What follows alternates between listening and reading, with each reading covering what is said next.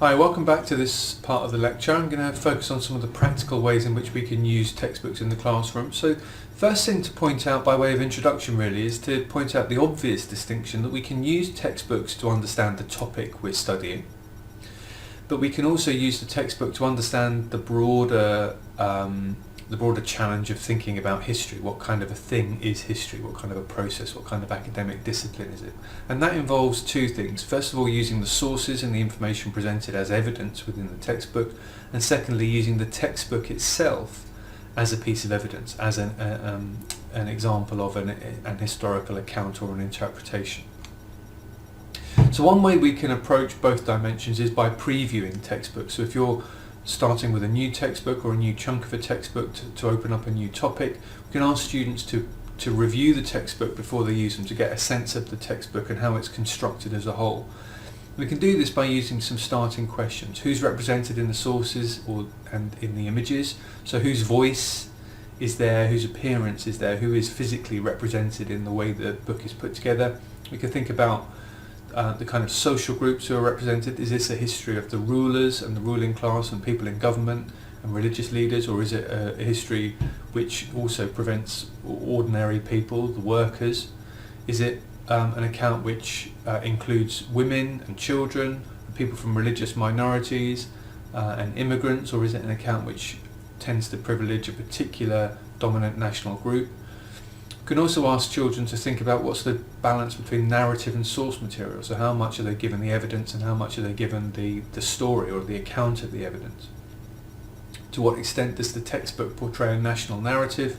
To what extent are there regional and international perspectives also included? Who are the authors and how do they substantiate, and how do they substantiate their accounts? And then are there any other questions that when the students have looked through the chapter headings and the way the book is organised, are there any other questions that they have about the topic that don't appear to be covered? Can they think about why they're not covered, and can they kind of park those to one side, and can you find ways to facilitate them coming to answers to those questions? So there's one suggestion from the literature which is just about getting kids to engage with the book as a whole construction of the topic they're going to be engaging with, and just to think about critically about how this book was produced by someone or some group of people with a particular purpose in mind. The other thing we can do is to think about how we're setting tasks to get children to work through the material in a book. So here are some examples taken from a British government handbook on children's literacy. On the left there are some examples of the kinds of text we might be using and why we would be using it in the history class, and on the right some reading activities that are just move slightly beyond reading and writing answers to questions. So if we had a couple of pages of text describing a war and we wanted children to think about causation and think about what were the major causes and what were the minor causes, we could just give them the text, give them a photocopy of the book, get them to cut the information up so that they had a different chunk of information about each cause, and then just sort that into piles of major and minor causes. If on the other hand we had a detailed description of a soldier's uniform and equipment and we wanted children to understand the special terminology, then we might give them a picture of the soldier and get them to label it, so they're just taking key information from the text and adding it to their diagram. If we've got a lengthy passage that describes key events in the outbreak of a war and we want pupils to identify and remember the events, then we can get them to fill in a flowchart or a timeline. And finally, if we've got a range of documents, in this example they suggest supporting or opposing slavery, we might be focused on literacy, and we might want them to think about how people constructed their arguments, so to think about how they used emotive and persuasive language to try and encourage people to be on their side in the debate. In that case we might photocopy the text and give children highlighter pens and ask them to pick out powerful words and phrases that they think are particularly significant, and then feed those into a discussion. So it's always also useful to think about how are we going to use the text and the sources of information in the textbook beyond simply reading and assuming that that's been understood. So once we've read it, we need to take the information out of that text and then we need to apply it to a task to make sure that we're assimilating it into our learning. So those are a couple of strategies for just thinking about working with the text itself. Another suggestion made in the literature is about comparing different textbooks. So if your department has several textbooks that cover the same period of time, then you can ask children to undertake a comparative analysis to look for similarities and differences, which is a simple enough task but opens the way to more complicated conversations about how these texts are constructed and what they do and don't tell us. So we could do that by comparing chapters on similar themes or topics, and that's a relatively small task to do, or we can compare the overall structure or contents page of books and think about the overall treatment of the topics and how much focus each author gives to each topic. And then we can ask children to think about what are these differences and why do they occur and what questions does it generate for them. The other way to compare textbooks is, instead of comparing different textbooks on the same topic from the current period, is to compare old and new textbooks. So Edwards wrote an article in Teaching History where he says there are 3 layers of analysis that we can bring to this task.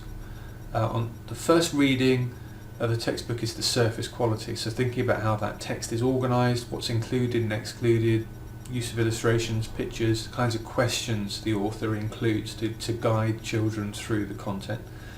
The second is a slightly deeper level of analysis, which is thinking about to what extent the text is balanced and to what extent the authors bother to substantiate their argument or just present it and expect it to be believed. And then the third level goes even deeper, and it gets to what is sometimes referred to as the polemic of the text. And Edwards is saying here we could start to ask questions about what do we think the values or the world view of the author would be that would lead them to present this information in that way. And Edwards suggests comparing old textbooks, by which he means very old textbooks, say from 50 to 100 years ago, and modern textbooks. And he says one way to do that is just by looking at the textbooks and working through these 3 levels, but an easier way is probably to look at something that we would expect to have changed. For example, the representation of women over time. And in his article he notes that some of the early 20th century books barely mention women unless it's talking about queens. Everyone else is a man who's noted as being of significance, but the more recent books tend to use a wider variety of women and talk about women's everyday lives rather than just kind of turn a blind eye to women's history. So there's one obvious way in which you can ask children to do the comparison and then make a point about the changing role of women and the changing expectations of historians to write about women. But we can also just look at pictures and think about who's included and how that varies over time. So another thing that's suggested that you might do using textbooks is to talk to colleagues in the department and to carry out an audit, to think about what textbooks you all use when you're teaching these topics in history. Are there sections of the textbooks that other people find particularly problematic, that they tend to avoid or they skim through quickly because they don't like them? Are there other sections that people really like and they tend to focus on those and use them to teach more lessons? Are there activities in the textbooks which people feel are problematic? So do the activities align with the department's preferred approach to teaching? In my experience, I guess this is different in different countries, but in my experience, textbooks very often have fairly poor quality activities. They tend to ask comprehension type questions, which don't always get at the really deep roots and concepts and ideas that are kind of hiding below the surface of the topic. So are there opportunities for you to enhance those kinds of activities with things that would suit the style of the department or suit your own pedagogic style more than the kinds of questions that tend to be written into textbooks themselves?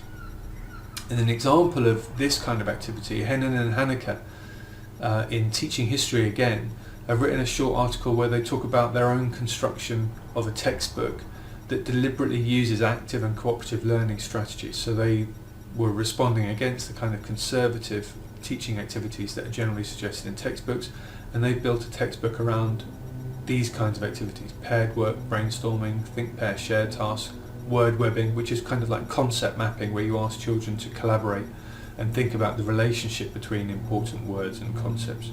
Placemats, which is just about having questions and sub-questions on a sheet of paper and getting kids to put down their thoughts and initial ideas and then compare their placemat answers to each other before they start to write the full answer. And jigsaw activities, where you might ask one table to read one page, another table to read another page, and then get together after they've worked through those basic activities and share the answers they have from the different sections of the textbook. So that's an interesting short article because it illustrates how much more active textbook use can be if the teacher spends time designing active learning strategies to get children to engage with, talk and use the information in groups rather than just assuming we can read it individually and then write our answers individually.